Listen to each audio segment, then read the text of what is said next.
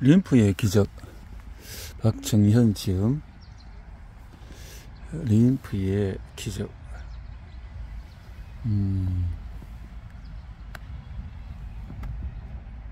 박정현 국내 임상 림프와 셀룰라이트 테라피 최고 전문가로 손꼽히는 에스테틱 업계의 멘토다. 20여 년 전 일반인에게 생소했던 에스테틱 분야를 대중 속에 정착시키며 오늘날 글로벌 스탠다드 부합하는 수준까지 끌어올리는 데 지대한 역할을 했다.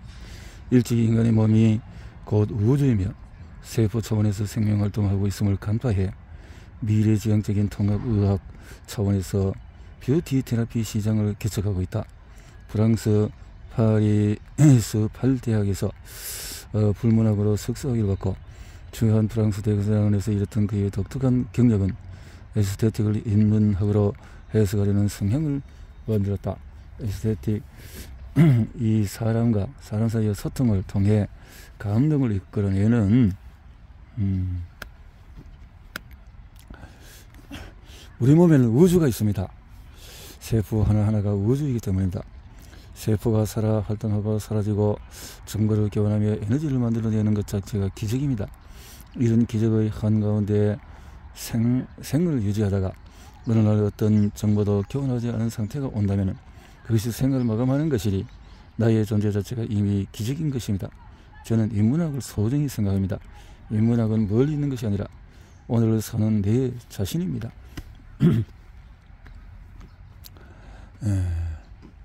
그래서 림프가 뭐냐, 림프 그게 다 림프 때문이었다고. 림프의 비밀, 면역의 비밀에 대해서 림프가 체형을 결정한다. 이렇게 림프가 체형을 결정한다. 셀룰라이트와 림프와의 관계. 림프가 건강해지는 생활 습관은 어떻게 하면 될 것인가. 하루 15분 효과 만점 림프 체제는 어떻게 하면 될까. 그래서 림프를 말하기 전에 물을 말해야 하는 이유는 뭐냐. 물이 있어야 된다는 거죠. 생명체계 물이 중요하다는 것은 사실 너무 진리에 가깝습니다. 그렇죠? 물. 고여있는 노폐물과 독소들이 통증을 유발하고 신체 곳곳에 문제를 일으킵니다. 궁극적으로 면역체계에 문제를 일으키고 피부 상태를 변화시킵니다. 주름, 색소, 침착, 셀룰라이트도 림프와 연결해 봐야 합니다. 림프 순환계가 제대로 작동하지 못하면 체형도 변하게 됩니다. 셀룰라이트나 체형 변화를 노화 현상이라고만 생각해서는 안 됩니다. 림프랑 그럼 뭐냐? 왜 림프 순환 개선제는 없을까? 우리가 상대적으로 림프에 관심을 덜 가졌던 이유는 뭘까? 약물과 주사로는 해결할 수 없는 독특한 운동성을 갖고 있는 기관이기 때문이다. 그것이 혈액순환 개선제는 만들 수 있지만 림프순환 개선제는 만들 수 없기 때문에 그렇다. 림프는 심장처럼 두근두근 하는 그런 것이 아니라 항상성의 원리로 작동되는 림프. 사람의 몸은 알면은 알수록 신비롭습니다. 예를 들어 볼까요? 일어나면은 그렇게 해서 식혀두는 시스템이 가동되고 차가우면은 스스로 열을 내는 장치가 작동하듯이 항상성이다. 이것이 항상성은 프랑스의 생리학자인 클로드 베르나르의 미국의 생리학자 월터 캐논이 정립한 개념입니다. 이런 자율신경계의 내부 연기의 공동작업으로 이루어진다고 알려져 있습니다. 항상성 조절에 성공하면 생명체는 회복 탄력성을 발휘하지만 실패할 경우에는 질병에 걸리게 됩니다. 사람은 누구나 스스로 몸을 치유하는 능력을 가지고 있습니다. 치유란 약으로 세균으로 바이러스를 죽이는 행위가 아닙니다. 스스로 몸에서 울리는 소리나 신호를 잘 감지하여 밸런스를 유지하도록 체계를 다시 세우는 것입니다. 약을 쓰고 스스로 기관을 제거하면은 인체는 오히려 밸런스를 잃게 됩니다. 몸이 자신에게 주는 신호에 귀 기울이는 것이 먼저입니다. 사람의 몸은 다 제각각입니다. 즉 모두 고유성을 갖고 있습니다. 예를 들어서 누구에나 좋다는 운동 여부조차도 자신의 회복 능력과 맞지 않는다면 오히려 밸런스를 해치게 됩니다. 몸을 알고 몸이 알려주는 신호를 들어야 할 또 하나의 이유입니다. 약과 병원을 찾기 전에 호흡과 운동과 몸으로 몸의 균형을 맞추는 연습을 하도록 노력해야 합니다. 우리 몸은 물주머니다. 물주머니다. H2O, HO, 물주머니로 되어 있다. 활성산소가 만들어지는 과정은 H가 떨어져 나가면서 활성산소가 된다는 거죠. 그것을 모세혈관과 결합 조직이 있고 림프 시스템이 있고 재흡수하는 이런 시스템이 되어 있는데 세포 안에 건강히 튼튼한 이런 림프를 왜 하수도라고 할까? 하수도. 세포막이 궁금해. 세포막은 인지절막입니다. 기본적으로 지질을 흡수하고 물은 그다지 흡수하지 않습니다. 세포 내에 이미 물을 가지고 있기 때문이죠. 대신 내보내지도 않습니다.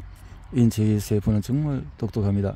세포막을 통해서 자신에게 필요한 것만 선택적으로 투과하기 때문입니다. 세포는 본인의 수명인 90일을 생존하면서 자신의 소임을 다하기 위해서 안간힘을 씁니다.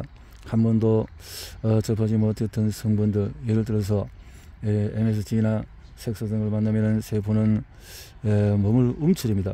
먹으면 위험하다는 것을 아는 것이죠. 그래서 밀어냅니다.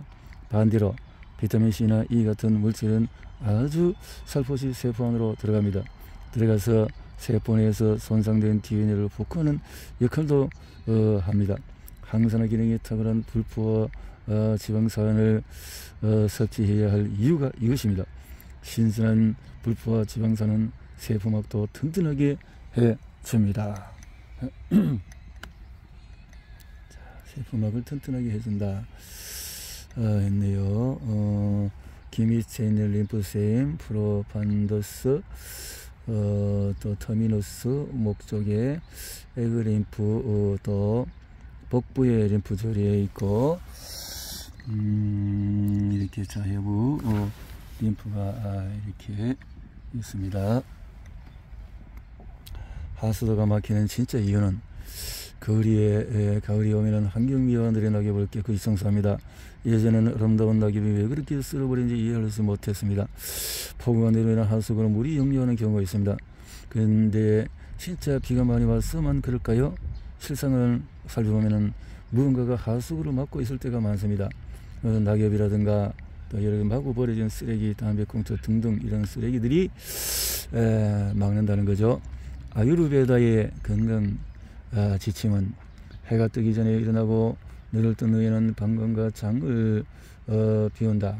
뜬 후에는 방광과 장을 비운다. 역체를 깨우기 위해서 매일 목욕을 한다. 아침 또는 저녁에 12가지 호흡 훈련을 해서 몸과 마음을 깨끗이 한다. 오전 8시 전에 아침을 먹는다. 식사 전후에는 손을 씻고 식사 후에는 이를 닦는다. 식사 후에 14분간은 가벼운 산보를 한다. 음식의 맛을 음미하며 천천히 식사하고 식사 중에는 말을 하지 않는다. 매일 손가락에 참기름을 묻혀서 잇몸을 마사지한다. 밤 10시 이전에 또 잔다. 아유르베다 의학에서는 위와 같이 생활수칙을 정하고 실천하게 합니다. 가만히 생각해보면 틀린 말이 하나도 없습니다. 기본적으로 자신의 몸을 채우고 비우는 시스템을 스스로 정립해야 한다고 생각하는 점에서 저의 생각과 똑같습니다. 누구나 자신의 문제를 알고 있습니다. 다만 바꾸지 못할 뿐이지요. 이렇게까지는 못하더라도 우리 몸의 독소를 내보내기 위해서 해야 할 최소한의 일들은 있습니다. 림프절의 자동 정화 시스템은 림프 짓는 방법은 환자의 손가락 사이나 발가락 사이에 방사선 동위원소를 주소한 후에 일정 시간 간격으로 림프절과 림프절을 통해 동위원소가 이동하는 것을 컨트롤하는 방법입니다. 이를 통해서 림프계의 움직임을 진단하고 치료하는 방침을 결정하게 됩니다. 원인 미상의 부종이나 림프종이 의심되는 환자에게 시행합니다. 림프관 조형술은 피부 아래의 조형제를 주사해서 관찰하는 이런 방법이 있습니다. 림프 길이는 논두렁이 있다. 림프의 길이는 논두렁이 있다.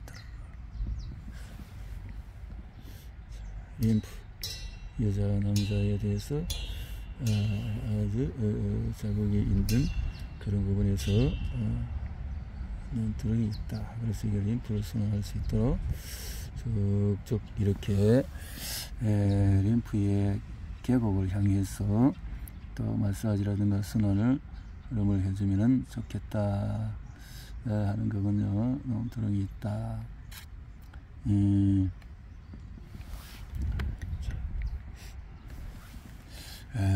여기 림프의 길은 좌우가 다르다. 림프는 그것이 위치한 깊이에 따라서도 나눠집니다. 피부 아래에는 두터운 근막이 존재하는데 그 위에 있는 것이 표층 림프이고 그 아래에 있는 것이 심층 림프입니다. 비율은 7:3 정도가 됩니다. 림프는 표층에서부터 순환해서 심부로 흘러 들어갑니다.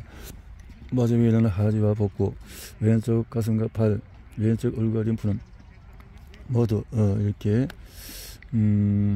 돌려서 림프 전신의 림프의 흐름이 이렇게 몰리고 또 이렇게 허리에서 그렇게 림프가 막히면 돌아서라도 간다. 막히면은 그래서 이렇게 림프가 순환을 일으키도록 해야 한다. 림프. 자, 그게 다 림프 때문이었다고? 부종은 건강의 적신호다. 부종은 만약에 부종이 48시간 이상이 지속된다면 이미 내 몸에는 수많은 독소들이 공격을 준비하고 있다고 봐야 합니다. 건강한 사람들의 경우에 부종이 48시간 이상 지속되는 경우가 드뭅니다. 만성적으로 손과 발, 하체가 부어있고 얼굴에 부종이 까지지 않는다면 림프의 해독 기능이 바닥으로 떨어진 상태라고 판단해야 합니다. 특히 아침에 일어나서 발바닥이 쑤시거나 발을 디딜 때 아프다면 독소의 문제를 생각 안 할 수가 없습니다. 왜 한쪽 다리만 부을까? 얼굴이 점점 커지는 이유는 뭘까? 1차성 림프 부종은 림프 채널의 선천적인 기형으로 인해 림프계가 제대로 기능할 수 없는 상태로 말합니다. 태어날 때부터 한쪽 팔이나 한쪽 다리가 굵어서 쉽게 확인할 수 있습니다.